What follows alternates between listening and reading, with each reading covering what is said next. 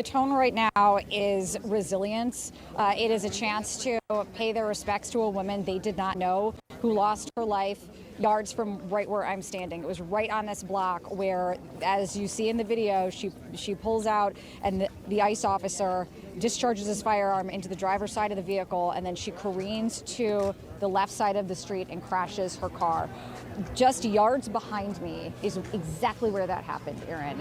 When we walked up there earlier, and you can't see it right now, but there was a growing vigil there. Flowers laid right at the place where she spent her last moments on Earth. It was so striking, Aaron, because it was the first time that the public was getting a chance to actually see it, because this was minutes after the Minneapolis Police Department cleared out. The scene had been processed, and so they left.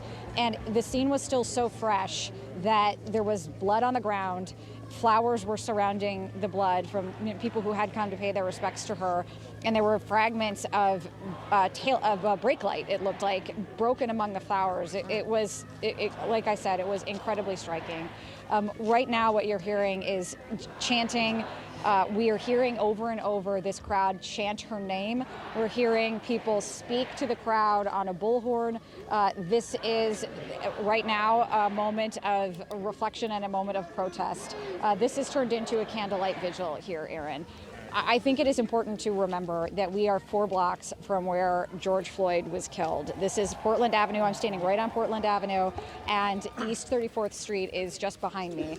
And this is a city that's worked really hard to rebuild in the aftermath of that. And multiple people I spoke with today brought up that this is in the aftermath of the George Floyd riots, and that the Minneapolis police have tried to rebuild after that. And what was striking out here earlier, Aaron, was the crowd was so angry, and most of that anger was directed at the Minneapolis Police Department, who had nothing to do with this shooting, but quickly became the target of furor from people who live here and work here, and for many people who saw it, Aaron.